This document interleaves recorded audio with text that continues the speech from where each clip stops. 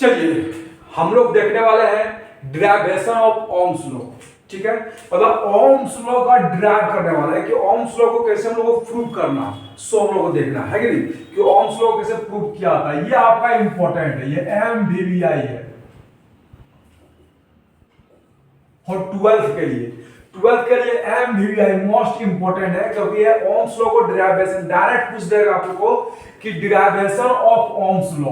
Okay, तो चलिए इसको हम लोग डिराइव करते हैं कि कैसे हम ओम्स लॉ को डिराइव करेंगे। ठीक है, तो चलिए देखते हैं। At first consider a conductor in which electric field is applied, मतलब विचार करते हैं कि वो कंडक्टर लेते हैं, ठीक है, जिसमें इलेक्ट्रिक फील्ड को क्या करेंगे हम लोग अप्लाई करेंगे। तो विचार करते हैं कि हमारे पास एक कंडक्टर है जिसमें हम लोग इलेक्ट्रिक फील्ड को क्या करेंगे अप्लाई करेंगे, बस यही लिखे हैं यहाँ पर। ठीक है, उसके बाद लेट मान लेते हैं कि ए हो गया area of cross section in a conductor.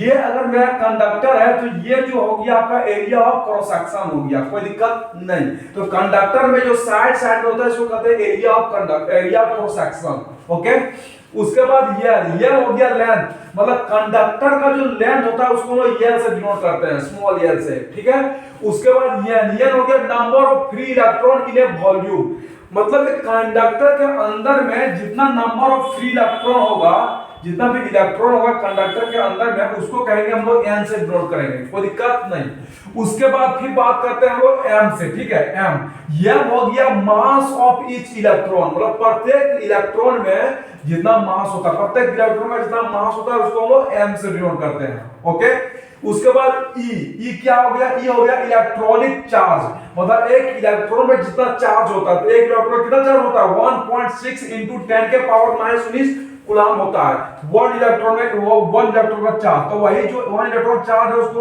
ई से डिनोट करते हैं, कोई दिक्कत नहीं। उसके बाद जो आ गया VD मतलब हो गया ड्रिप वेलोसिटी।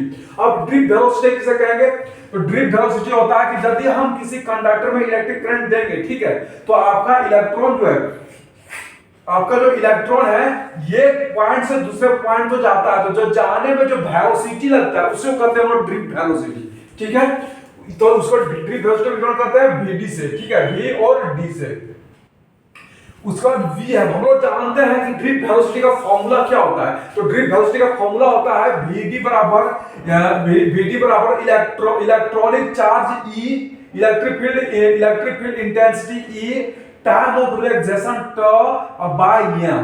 ये हो गया आपका टाइम ऑफ रिलैक्सेशन, है ना, टाइम ऑफ रिलैक्सेशन इसको टॉस रिटर्न करते हैं, इसको मान गए इक्वेशन 1। अब टाइम ऑफ रिलैक्सेशन क्या होता है कि जब दो इलेक्ट्रॉन एक दूसरे से टकराता है, उसके बाद टकराने के बाद जो टाइम होता है, जो टाइम लगता है, उसी को कहते हैं हम लोग टाइम ऑफ रिलैक्सेशन। जो टकराने के बाद जो टाइम होता है उसी को कहते हैं टाइम ऑफ रिलैक्सेशन, को टॉस डिनोट करते हैं, कोई दिक्कत कोई प्रॉब्लम नहीं। चलिए ठीक, आगे बढ़िए। उसके बाद जो होता है ये आपका VD हो गया इक्वेशन 1, ये इसका फॉर्मूला हो गया। ठीक, उसके बाद इलेक्ट्रिक करंट I का फॉर्मूला क्या होता है, इलेक्ट्रिक करंट I का फॉर्मूला होता है number of electron area of cross section drift velocity VD, ये इलेक्ट्रिक करंट I का फॉर्मूला है। ठीक है, उसके बाद देखिए number of electron area of cross section VD का वैल्यू हमने प्रूव किया है, क्या electronic charge E, electrical intensity E, time of relaxation by M। देखिए VD का वैल्यू ये हमने पुट कर दिया। ठीक है, उसके बाद देखिए यहाँ पर ये इलेक्ट्रॉनिक चार्ज E है, ये भी इलेक्ट्रॉनिक चार्ज E है, E और E मिलकर E स्क्वायर हो गया, ये लिख दिया, E का E स्क्वायर हो गया, टाइम ऑफ रिलैक्सेशन क्या लिख दिया, A का A लिख दिया, बाय M का M लिख दिया। यहाँ पर जो इलेक्ट्रिक फील्ड इंटेंसिटी है उसको हमने साइड में लिख दिया, इसको मान लिया इक्वेशन 2, कोई दिक्कत कोई प्रॉब्लम नहीं। चलिए ठीक है, उसके बाद देखिए यहाँ पर देखिए ये आपका जो है इलेक्ट्रिक करंट I हो गया। ठीक है, अब इसी चीज को हम लोग यहाँ पर लिखे हैं। ठीक है, इलेक्ट्रिक करंट I बराबर हो गया नंबर ऑफ इलेक्ट्रॉन का square time of relation area cross section by M। अब ये V और L क्यों लिखे, V और L हम इसलिए लिखे हैं क्योंकि देखिए इलेक्ट्रिक फील्ड इंटेंसिटी है किसी कंडक्टर के अंदर में कितना होता है, तो अगर बात किया जाए इलेक्ट्रिक फील्ड इंटेंसिटी का, तो सबसे पहले होता है कि पोटेंशियल V बराबर जितना इलेक्ट्रिक फील्ड इंटेंसिटी आपका कंडक्टर के अंदर है, ठीक है, और जितना इसका लेंथ यानी लंबाई है, तो ये आपका पोटेंशियल V हो गया। ठीक है, यहां से अगर हमको निकालना है E का वैल्यू, तो यहां से अगर हमको E का वैल्यू निकालेंगे तो पोटेंशियल V अपॉन ये होगा क्या नहीं होगा, पहले ये बताइए, होगा, ठीक है। तो यही जो इलेक्ट्रिक फील्ड इंटेंसिटी E है, इसके स्थान पर वो पोटेंशियल V बाय L को लिख दिए हैं, ठीक है। तो देखिए आप यहाँ पर V बाय L को हमने लिख दिया, क्यों जी? क्योंकि इलेक्ट्रिक फील्ड इंटेंसिटी E के स्थान पर हमने V बाय L लिख दिया, क्यों? क्योंकि हमने यहाँ पर कैलकुलेशन से निकाला है, कोई दिक्कत नहीं। चलिए आगे बढ़ते हैं। अब देखिए यहाँ पर हमने क्या किया, ये पोटेंशियल को हमको निकालना है, ठीक है। पोटेंशियल भी निकालना है, अगर पोटेंशियल निकालेंगे तो M और ये भागा में है तो I के साथ क्या हो जाएगा जी, गुना में हो जाएगा, गुना में हो गया। और उसके बाद एन ई स्क्वायर टाइम और एरिया क्रॉस सेक्शन जो है पोटेंशियल V के साथ गुना में था, तो इधर जाएगा तो क्या होगा, भागा में हो गया। तो देखिए एन ई स्क्वायर टाइम और एरिया क्रॉस सेक्शन डिवाइड में आ गया। तो ये आपको समझ में आ गया, जीएस समझ में आ गया। अब देखिए हम लोग चीज जानते हैं कि आगे टाइम देखिए इलेक्ट अब देखिए यहाँ पर सबसे पहली बात जो है यहाँ पर ये एम है और एन हो गया, ई स्क्वायर हो गया टाइम ऑफ रेडिएशन, मतलब M N E square time of radiation, इसका मतलब होता है रॉ।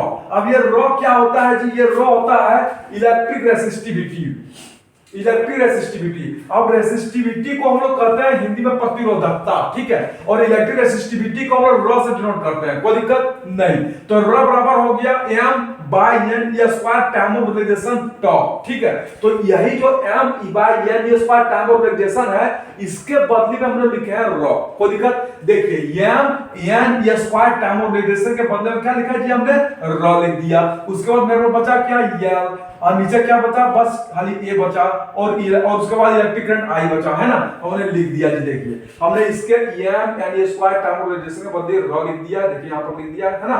क्योंकि रॉ क्या है, मेरा रेसिस्टिविटी है, किसका, रिफ्लेक्टिव रेसिस्टिविटी है, ठीक है, कोई दिक्कत नहीं। अब देखिए जी यहाँ पर हम लोग को निकालना क्या है, भी हम लोग निकालना है V बराबर आर आई निकालना है, ठीक है। हम लोग के पास V आ गया और I आ गया, लेकिन R आया नहीं है। R यानी रेजिस्टेंस को कहते हैं, ठीक है। तो रेजिस्टेंस का फॉर्मूला तो जानते हैं कि फॉर्मूला क्या होता है कि रॉ मतलब resistivity rho L by A, ये फॉर्मूला आपका रेजिस्टेंस का हो गया। ये कौन सा रेजिस्टेंस, इलेक्ट्रिक रेजिस्टेंस का। रेजिस्टेंस का हिंदी होता है प्रतिरोधक, प्रतिरोध होता है, कोई दिक्कत नहीं। चलिए अब हमने रॉ L और upon A, raw L upon A के बदले हम लोग लिख लेंगे क्या जी, R, और यहाँ हो गया रेजिस्टेंस, ये फॉर्मूला होता है जी, ठीक है। अब देखिए V बराबर इसका बदले में R लिख दिया और I का I लिख दिया, ठीक। अब देखिए यहाँ पर ये R क्या होता है, यार मेरा हमेशा जो रेजिस्टेंस होता है किसी कंडक्टर के अंदर में, तो सभी जितने भी मेटल होते हैं सबका रेजिस्टेंस अपना अलग अलग होता है, सबका कुछ कांस्टेंट होता है, सबका अपना अलग अलग होता है। इसीलिए हम लोग यार बराबर कांस्टेंट लिख दिया। R क्या है, कांस्टेंट, रेजिस्टेंस मेरा कांस्टेंट होता है। तो जब मेरा रेजिस्टेंस कांस्टेंट रहेगा तो ये V directly proportional to I हो जाएगा, क्यों? क्योंकि ये जो R मेरा रेजिस्टेंस है कांस्टेंट है, जब ये कांस्टेंट हो ये डायरेक्टली प्रोपोर्शनल बन जाता है, तो V directly proportional to I हो जाता है। मतलब क्या बोलेगा कि अगर किसी सर्किट के अंदर में इलेक्ट्रिक पोटेंशियल को बढ़ाइएगा तो आपका इलेक्ट्रिक करंट ऑटोमेटिकली बढ़ जाएगा। यही बोलता है Ohm's law, this is Ohm's law. ये डेरिवेशन है बाबू, ये अगर लिख दीजिएगा तो आपको फुल मार्क्स मिल जाएगा, और ये मोस्ट इंपॉर्टेंट है फॉर क्लास 12 जैक 2026 के लिए।